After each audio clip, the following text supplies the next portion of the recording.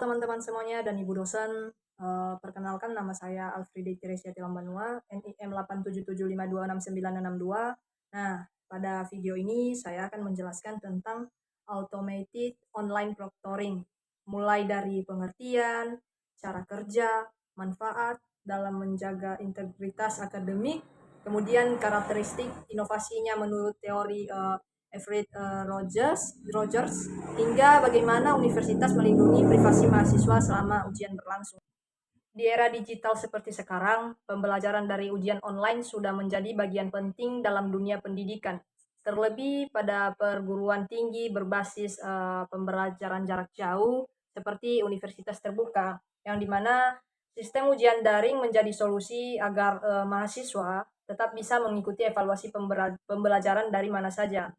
Namun, pelaksanaan ujian online juga memiliki tantangan tersendiri. Salah satu tantangan terbesar adalah bagaimana memastikan ujian tetap berlangsung secara jujur dan adil. Nah, karena saat ujian dilakukan dari rumah masing-masing, tentu pengawasan tidak semudah ketika ujian tatap muka di kelas.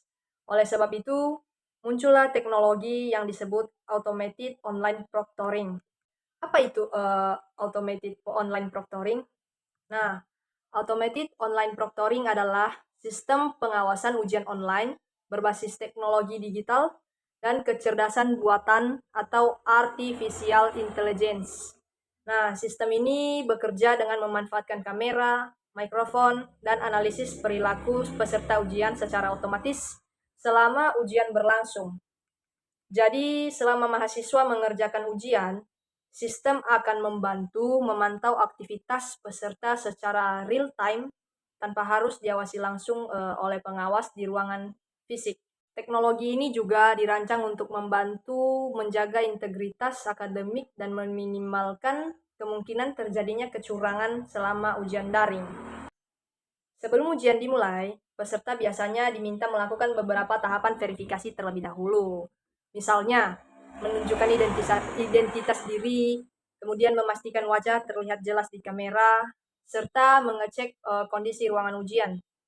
Setelah ujian dimulai, sistem akan memantau berbagai aktivitas peserta, seperti gerakan wajah, arah pandangan mata, suara di sekitar ruangan, kemudian keberadaan orang lain, hingga aktivitas mencurigakan lainnya.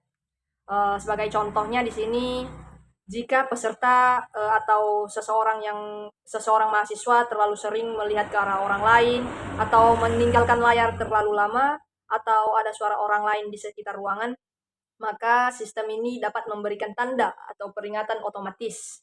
Kemudian, beberapa sistem bahkan mampu merekam aktivitas selama ujian, yang dimana untuk dijadikan bahan evaluasi apabila ditemukan indikasi pelanggaran akademik. Namun juga penting kita pahami bahwa teknologi ini tidak selalu langsung menyatakan seseorang curang, yang dimana sistem hanya mendeteksi pola perilaku tertentu yang dianggap tidak biasa. Kemudian hasilnya akan ditinjau kembali oleh pihak kampus atau pengawas ujian. Nah, bagaimana karakteristik automated online proctoring ini menurut Everett Rogers? Nah, jika dilihat dari teori difusi inovasi menurut Everett Rogers, automated online proctoring ini dapat dikategorikan sebagai sebuah inovasi pendidikan karena memiliki beberapa karakteristik penting. Yang pertama yaitu relative advantage atau keunggulan relatif. Nah, yang dimana sistem ini dianggap lebih unggul dibandingkan pengawasan ujian online karena mampu meningkatkan keamanan dan kejujuran akademik. Dengan adanya pengawasan otomatis ini, peluang terjadinya kecurangan dapat dikurangi dan proses ujian menjadi lebih kredibel. Selain itu juga universitas juga dapat melakukan pengawasan secara lebih efisien dalam jumlah peserta yang besar. Kedua yaitu compatibility atau kesesuaian, yang dimana teknologi ini sesuai dengan sistem pembelajaran jarak jauh yang sudah diterapkan oleh universitas terbuka.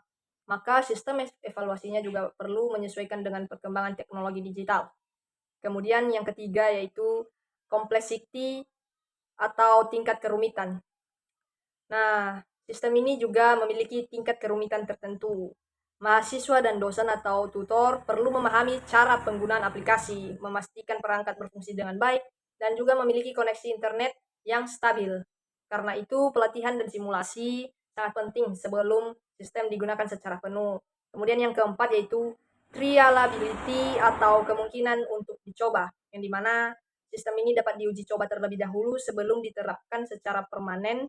Universitas dapat melakukan simulasi ujian agar mahasiswa dan dosen lebih memahami cara kerja sistem serta mengurangi rasa khawatir saat penggunaannya nanti. Yang kelima yaitu observability atau kemudahan diamati. Nah, hasil penggunaan dari penggunaan sistem ini juga dapat dilihat secara nyata.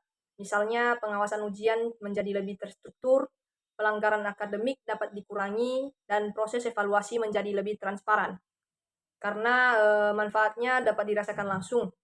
Peluang inovasi ini juga diterima oleh pengguna menjadi lebih besar. Nah, apa saja manfaat dari automated online proctoring ini? Nah, pada penggunaan ini atau pada penggunaan sistem ini memiliki beberapa manfaat penting dalam dunia pendidikan. Yang pertama yaitu sistem ini membantu menjaga kejujuran akademik.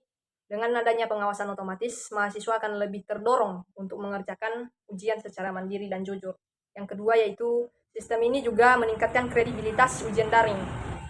Yang dimana banyak orang yang masih meragukan kualitas ujian online karena dianggap mudah terjadi kecurangan. Jadi dengan adanya online proctoring ini, hasil ujian menjadi lebih terpercaya. Yang ketiga yaitu sistem ini memberikan fleksibilitas bagi mahasiswa, yang dimana mahasiswa tetap dapat mengikuti ujian dari rumah tanpa harus datang ke lokasi ataupun ke kampus. Yang keempat yaitu sistem ini membantu universitas melakukan pengawasan dalam jumlah besar secara efisien. Nah, selain itu juga teknologi ini dapat membantu evaluasi pembelajaran. Misalnya, jika ditemukan banyak pelanggaran akademik, dosen dapat memberikan pembinaan terkait etika akademik dan pentingnya kejujuran dalam pendidikan. Automated online proctoring ini juga menimbulkan beberapa kekhawatiran, yang dimana sebagian mahasiswa merasa tidak nyaman karena selama ujian mereka merasa diawasi oleh intensif melalui kamera. Ada juga yang khawatir mengenai keamanan data pribadi seperti rekaman wajah, aktivitas peserta selama ujian berlangsung. Nah, selain itu, beberapa orang khawatir sistem AI dapat salah menafsirkan perilaku tertentu. Contohnya, mahasiswa yang gugup atau grogi, kemudian dia sering bergerak atau memiliki kondisi jaringan internet yang tidak stabil, bisa saja terdeteksi secara keliru oleh sistem. Nah, karena itu penerapan teknologi ini harus dilakukan secara bijak dan tetap memperhatikan kenyamanan mahasiswa. Nah, bagaimana universitas melindungi privasi mahasiswa?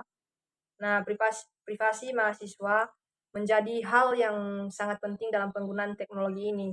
Universitas juga perlu memastikan bahwa data mahasiswa disimpan secara aman, kemudian rekaman ujian tidak disebarluaskan, akses data dibatasi hanya untuk pihak yang berwenang, kemudian data hanya digunakan untuk kepentingan akademik.